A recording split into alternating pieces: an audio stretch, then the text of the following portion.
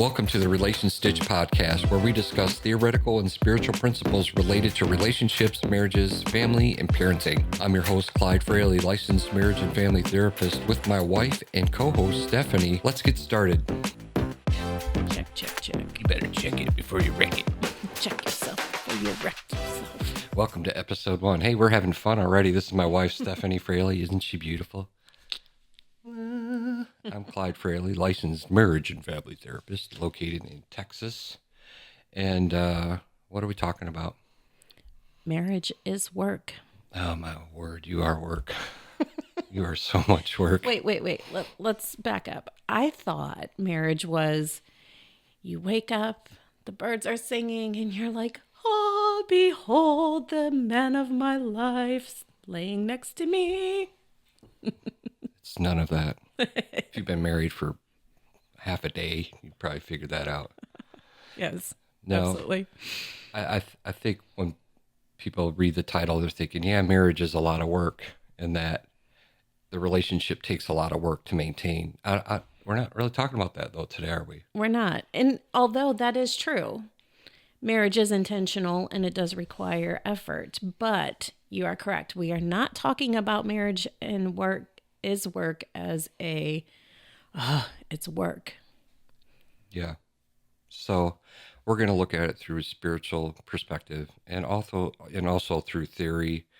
Gottman's has some cool things to say about it. Erik Erikson's psychosocial stages of development or kind of support the Bible's idea.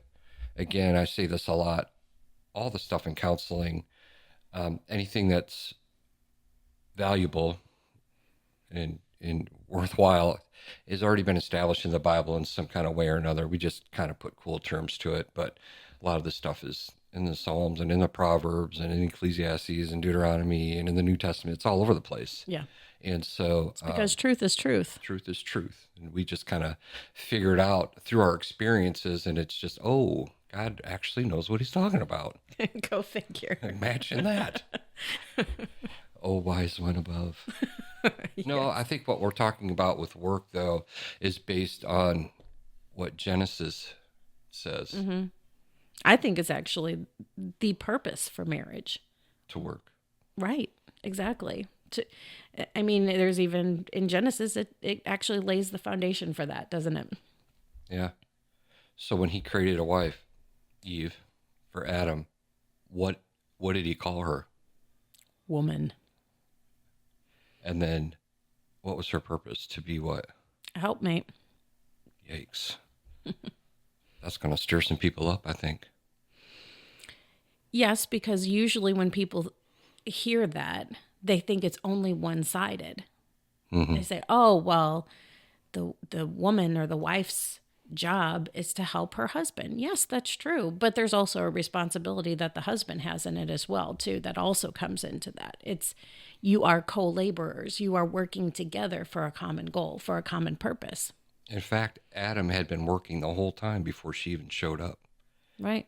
And he realized, I need some help in this task. And God realized it is not good that man be alone. Yeah. I think God maybe didn't create Eve right off the bat on purpose either, because he could have made them on the same day or whatever, which that would have been probably distracting for them. But God wanted a relationship with Adam, one-on-one. And then you got some stuff to do, and I want you to figure out your purpose and really get in a flow so you know the direction you're going, so there's no confusion about that when I bring in this helper. Mm-hmm. Yeah, that's good. Was she suited for him? Absolutely. Mm-hmm. She was made right from his DNA.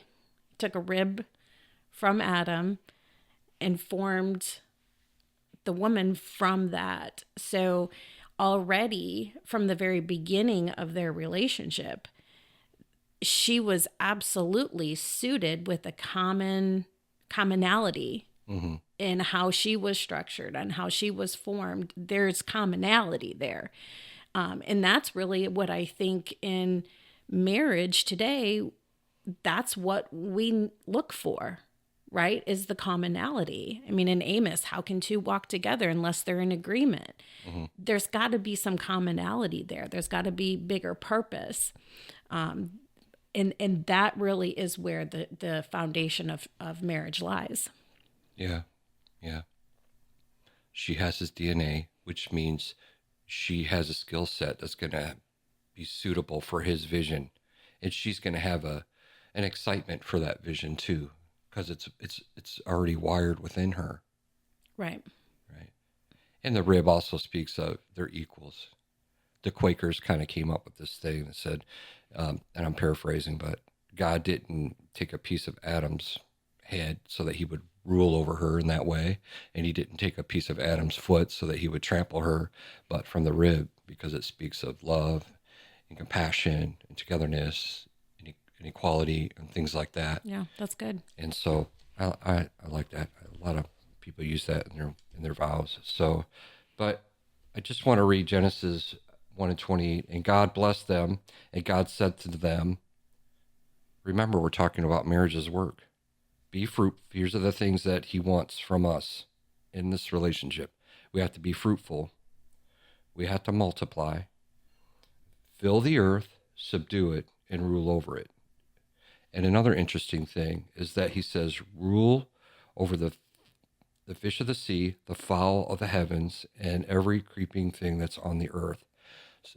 He's talking about 3 dimensions, which is a metaphor or a symbol of spirit, soul, and body, right?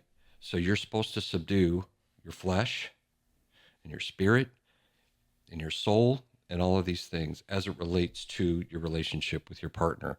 That's probably, and kind of, that's what you were speaking to earlier about relationships as work. I think that's the work there, subduing those things. But also it goes into the natural things. So when you see that scripture, what does that make you think about? I mean, there's so much to unpack there. Yeah. I mean, for just that one verse, so much to be there. So we can kind of take them one by one, right? So be fruitful. Okay, so what does that mean? And again, it's not saying, and God blessed Adam or God blessed Eve. No, he blessed them. And he said to them, that is a mandate that falls equally on both the husband and the wife. So be fruitful. So what does that mean? That together your relationship has to produce some fruit. There has to be some outcome, some byproduct that's good that comes from the relationship dynamic. So, I mean, just in that, I mean, you could probably build a whole episode just around being fruitful and what that means. But I think what I love about it is that God is saying it to them. Yeah. The other thing I think about with being fruitful is that's the first thing he said. And I think about the fruits of the Spirit. And if you possess those things, then that gives you the capacity to multiply. Because if you don't have the fruits of the Spirit and then you multiply, well, you're multiplying The wrong thing. a virus or something. I don't know. Yes, something exactly. not good. But God wants us to produce things that benefit the kingdom Right. and our relationship and our Right, marriage and all right. these things, all those areas. And I think you can even take it into like even a greater degree. Like, yes, those fruits of the Spirit and having those spiritual strength and that spiritual benefit is there. But I also think there's a natural element to that as well too. Like, even like, look at our dynamic, right? You're a licensed marriage and family counselor. You have, and therapist, you have all this knowledge and benefit and all of those. But together, when we work together, you take all of the amazing things that you have, and I can add my part of it. And then together, it can create something different and better for in the natural aspect, right? Yeah, and that's why God created Eve for Adam, because there was something missing. Right.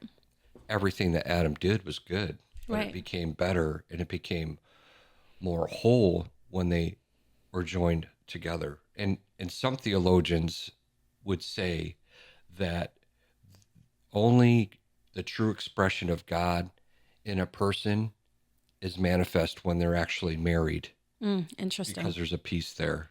Right. And I'll let you decide if that's valid or not, because there's a lot of single people out there, and I don't want them to Right. think that they're not whole in Christ because he is our everything, and we're married to him and all of that. So I get that. But some people look at it like to be complete in that way, husband and wife, they complete, you have me at hello, and you complete me. So, Well, I think for me, and this is just me speaking, I think it's a level of degree. okay. So, for example, when God forms us, puts us on this earth, he places within us a plan, a purpose, a destiny. And he's like, he sends our little spirit into the womb to be stitched to our mother. And then we go through life in a pursuit to accomplish that. Right. And that doesn't mean that you have to become married in order to accomplish that purpose. But there's a strength that comes in marriage when you can find someone that you can lock arms with and say, okay, we're going to do this together. We're in agreement on what it is we are here to do. Mm-hmm. And then there becomes more push behind it. There becomes more strength behind it. It doesn't mean that that's the only way for it to be done. I just think God gives us these things for reasons and helps us do amazing things, especially when we can do them together. There's so much strength in that. And that comes with kind of that next part is after be fruitful, it says, and multiply. I don't think multiply just means add more bodies to the earth. It actually, when I look at multiply, it means replicate what you are doing into the next generation so that then you can that each generation becomes stronger and stronger and stronger. You're multiplying all of the accomplishments, all of the benefits, all of the wisdom that you gain, the things that we learn, we then pour into our kids. Mm-hmm. And then they hopefully will be wise enough to not say, well, okay, mom and dad already figured that out. Let's not revisit that one. Let's now take that and go to the next level and then become more, do more, push more than what they were able to do. That's where the multiplication becomes. Yeah, and everything that God does is eternal. Mm-hmm. And we think that we do have a finite amount of days on earth, but some family names go back many, many hundreds of years, thousands of years, and generations, and that's the way God intended it. Right. Yeah. God has given something unique to each family, and we're supposed to perpetuate our family line. And along the way, we're supposed to give our children blessing that we never had, Mm-hmm. and have breakthroughs that they never had. Right. Right. Yeah. Our ceiling becomes their floor. You may have heard of that before. Right. The limitations that we had, we remove those for our children. And so with each subsequent generation, curses are broken and blessings are bestowed. Mm-hmm. And people want to Yes. know, well, what's the meaning of life? That's it right there. Right. It's to grow your family name and impart into the next generation and to grow that. And that expands the kingdom of God. Yes. Because again, really it's all about being a part of his family. Mm-hmm. We're like a microcosm. Your family of origin and your family unit is a small representation of what, God is doing on behalf as it relates to him and the church and the bride and the groom Mm-hmm. and all of those different things. And so, yeah, that's the purpose. That's the purpose of marriage, is to work towards that goal. To establish the kingdom. Thy kingdom come, thy will be done on earth Mm-hmm. as it is in heaven. So let's talk about our kingdom. So God put Adam and Eve in paradise. And what paradise is, it's an enclosed park or a pleasure ground. That's how you would define it from the Greek word. And so there's like walls, Mm-hmm. and there's parameters. We're given a certain sphere of influence, you might say. And that's what we're supposed to conquer. and eventually grow and hopefully push out our walls. There's a lot of examples of that in the Bible, about expanding your tent and all these different things. Right. And taking ground for the kingdom, but we're supposed to do that for our family. Right. And so in a lot of different ways, we can grow our family in faith. We can grow, and we should grow our family in material goods and possession, because that's one of the models of marriage. There's 4 models of marriage. One of them is this social concept of inheritance and property and dowries and all that. Yep. That goes way back. Yep. That was all part of it. Is I'm going to share the material things I have in my family with your family. We're going to join it together, and we're going to create even a bigger clan. Yeah. Which Yep. then covenant and contracts and all that are a part of that. Well, we're not going to go too Right. deep with that. But the idea is that God has given us this paradise, Right. and that's our domain. Right. And that's where we work inside of that, to tend our garden. Right. Because that was the job that was given to Adam and Eve. Right. Name the animals and tend the garden. Right. So let's think about then. So somebody may be listening to this and thinking, okay, well, what is the purpose of my marriage? Right. Because hopefully that's the thought provoking thing that comes from this is what is my garden? Right. So when I look at it, obviously, I mean, the very foundational, assuming, you've decided to have kids, that is ground zero, right? That is, you are building the next generation. Your job is together say, okay, we're going to, not just create people. We're not going to just survive our kids. We're going to shape these little, molds of clay into adults that will begin to essentially carry on that legacy and that.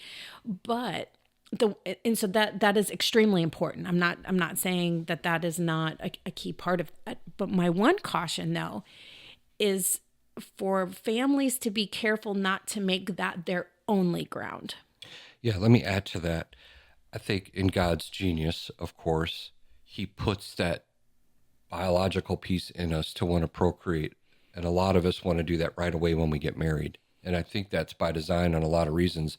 One of them is you're here to work, and this is your first task, to be fruitful and multiply. And so definitely he was speaking to Adam and Eve about having kids, but right. That's a metaphor for growing in other things too, being fruitful and multiplying in other areas of your life. But right. Definitely it was for them specifically about, let's get some people on the planet. Yes. Get to work.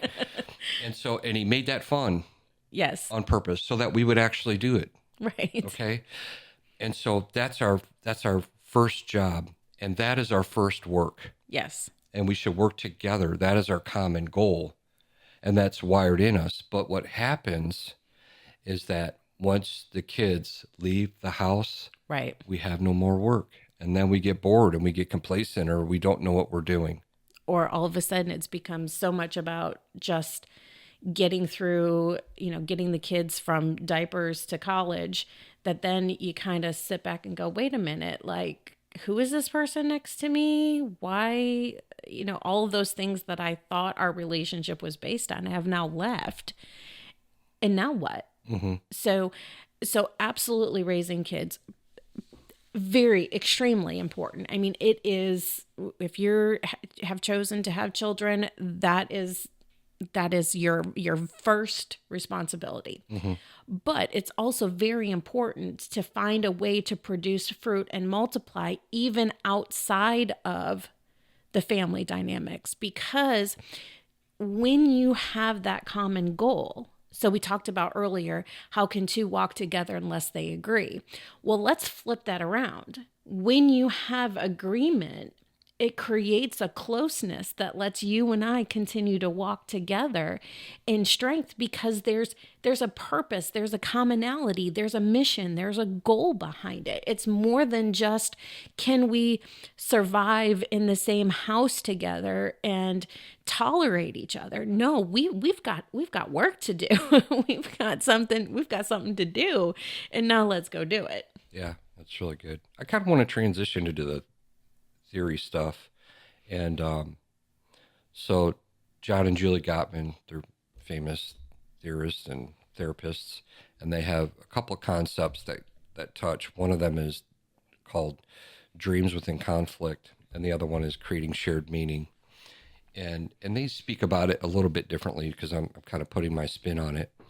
But sometimes couples, so let's say your dream is to travel and to meet new people and to have new experiences. And my dream is to have a cabin in the woods and to be away from people and have some quiet time. There's no truth in that at all. Yeah, right, exactly. If it was up to you, you would be like in the middle of nowhere. I would, because I like that quiet time. And I'm introverted and she's extroverted. So, but if you're not careful, you can let those dreams pull you apart. Right. And that creates conflict, obviously. I want to spend our money on travel. I want to go to Europe and I want to do this, that, and the other. And I'm like, no, we're going to go buy property out in hill country and look at rocks and it's going to be beautiful. And so, in that instance, you're going to have a common goal. Right. It's okay to have those individual dreams, but what's that thing that keeps you together working towards a common thing? Because it's that work that keeps us bound together. Right. That's why there's a yoke. It's easy. It should be easy, but that's what a yoke is. It binds two oxen together and they're moving in the same direction, working. Right. It says to be not unequally yoked with an unbeliever. It doesn't say that you shouldn't be yoked with somebody. Right. Which implies work. Right. And so that's what the Gottmans talk about. And creating shared meaning are the little things that help you develop that, those connections, those bids for attention. Right. Are all should eventually in some way or another align with that bigger goal, with that bigger task. And so, that's really important. So like I was saying, even theorists see this in a way. I think Erik Erikson even did a better job talking about it. He has 8 stages of psychosocial development. And so the one I'm thinking about in particular is generativity versus stagnation. So once you get into your 40s, which is probably when you start becoming an empty nester. Right. Okay. For some people. Right. Generativity speaks about you giving back to the community, you doing something bigger than yourself, or you become stagnant, which causes you to be depressed and woe is me and I'm bored and all of that. So which is probably where that seed of a lot of division in relationships comes from is that right there. Yeah. Yeah. And even with the stage ahead of that, which is intimacy versus isolation. When you're younger, you have that drive to find someone so that you can work. Mm-hmm. Right. Love and work and toil.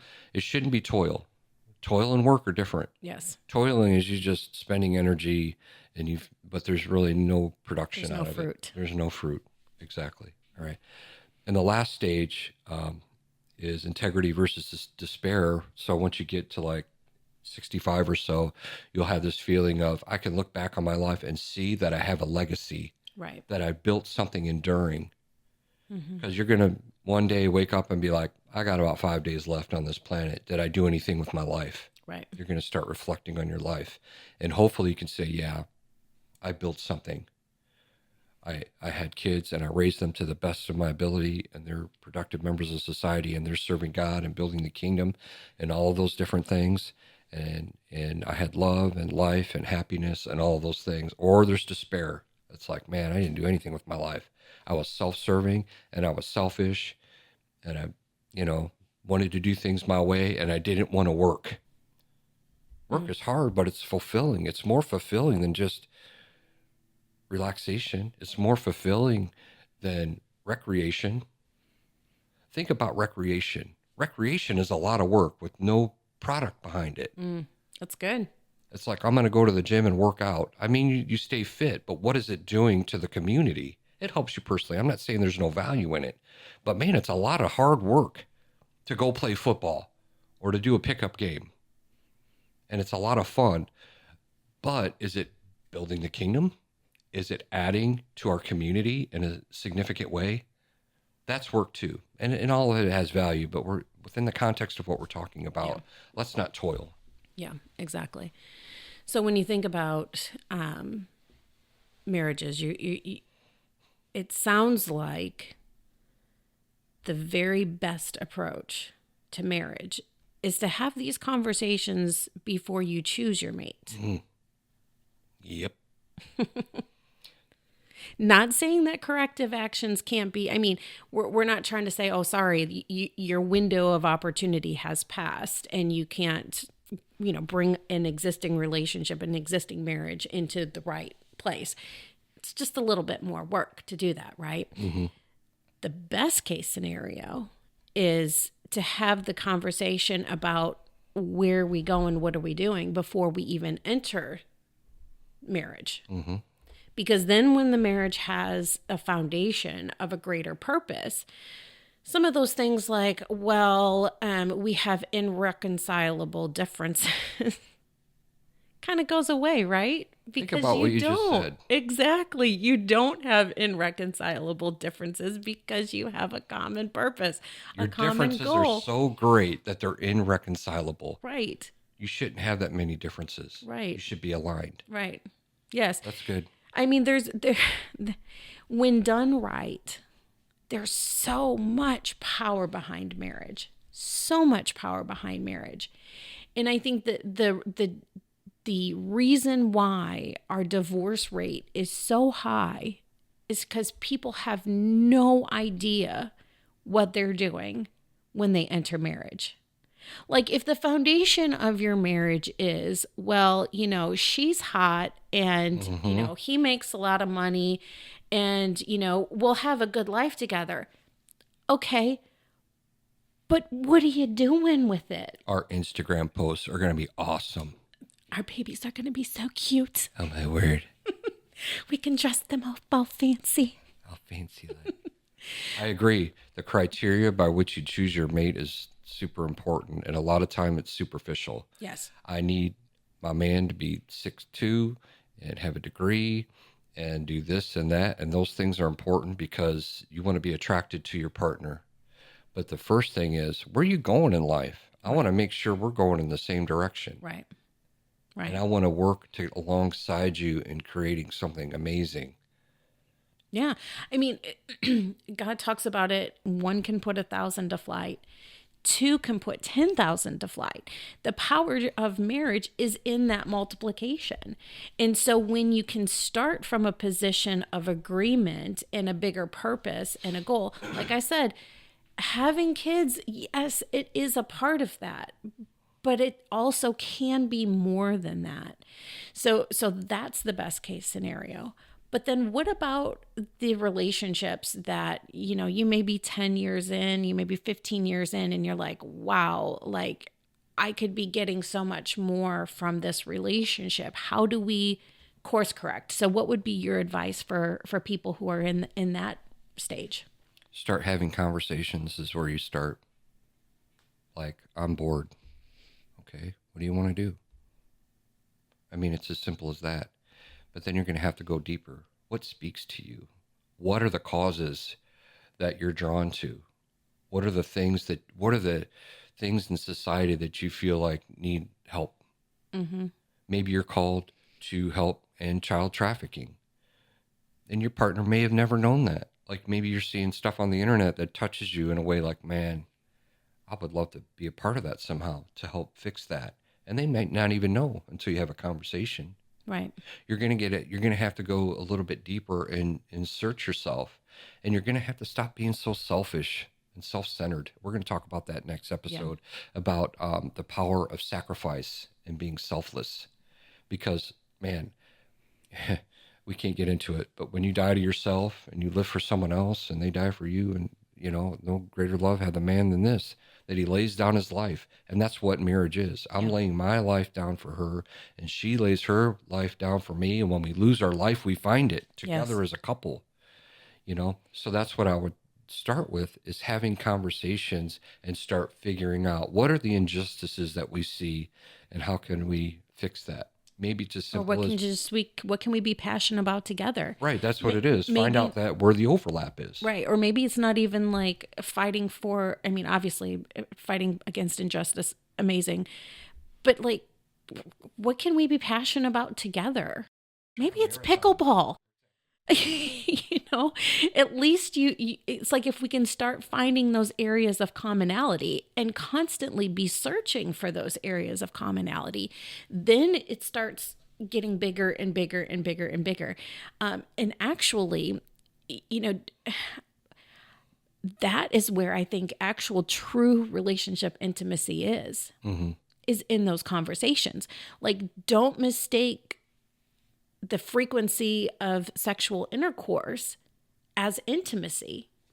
Actually, some of the times I feel closest to you is when we have those conversations at the end of the day, when we talk about here's what's going on with the kids, or here's what God's been speaking to me about, or let's talk about your practice, or let me tell you about my job. Like some of those times when we just spend, you know, usually with the lights off in the middle of the living room, you know, our oldest will come in and be like, what y'all doing? This is kind of weird.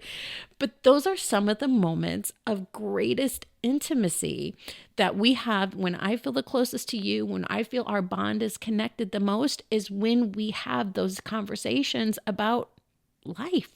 Yeah. And just take that time. And yeah, sometimes we're tired, but it's worth it. It's worth pressing in and having that and spending that time. Even if it means at the, I'm not saying always, but even if it means at the expense of actual physical intimacy, like that closeness together, that adds so much power.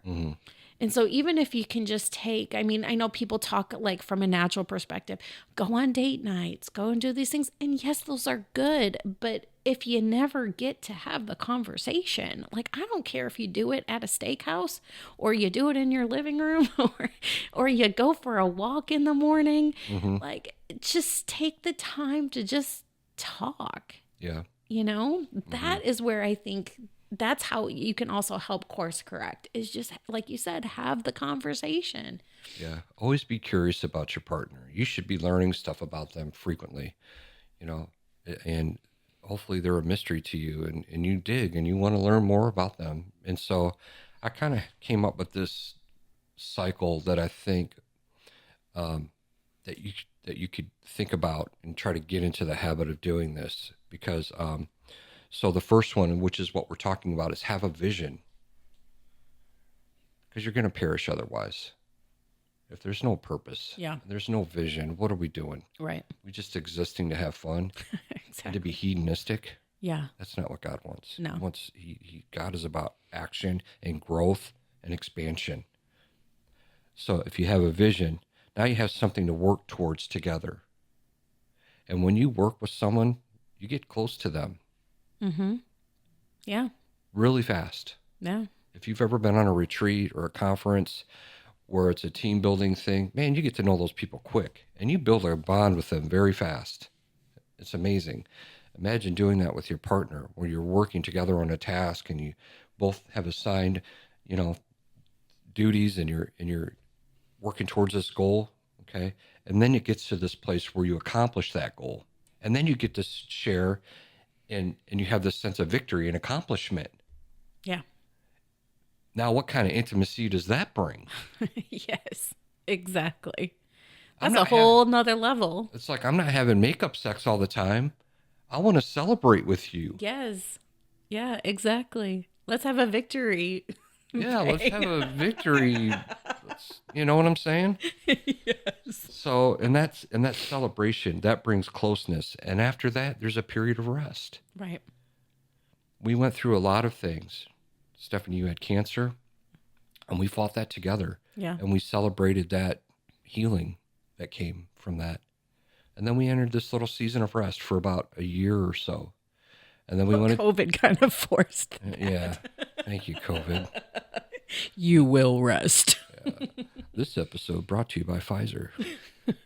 And so, But then we celebrated over that. And then there was a period of rest. And then we went into some other big things. And then we just got through that. And now we're entering into another thing, you know? Yes. Let God, it's a journey, man.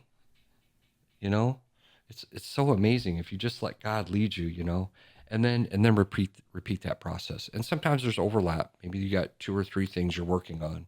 And in your family, it could be like, okay, we're going to team up and we're going to eliminate our debt, and we're going to work hard on that, and we're going to come together and we're going to build a spreadsheet and we're going to create a budget and we're going to work on that. When you reach that goal, man, that's amazing. Or we're going to buy a house, and so we're going to save up and we're going to work hard and we're going to get our down payment together and we're going to do this together. Same with raising the kids. We're going to be aligned and we're going to be a united front, and we're going to raise our kids, and we get to see the fruit of that as they grow and go out into the world and you know, make a name for themselves and for your family, you know. So don't stop doing that. That's the point. Keep working all the way to the end. Yep. Absolutely. Absolutely. All the way to the end. Yeah. Another thing you can do, create a family mission statement. That's good. What is our mission? I'm going to put this stuff on relationstitch.com, some tools that'll help you with these concepts. And one of them is a framework for a family mission statement.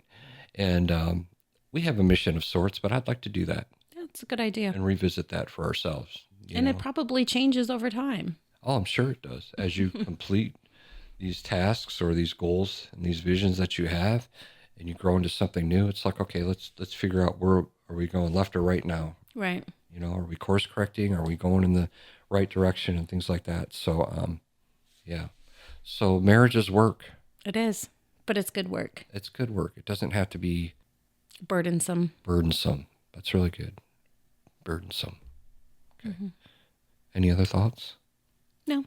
I love you. I love you. Let's work together. Thank you for joining us today. Visit relationstitch.com for free downloadable worksheets related to this episode and to access our relationship courses. If you're struggling in your relationship, go to relationstitch.com to leave a prayer request or to schedule a therapy session with Clyde.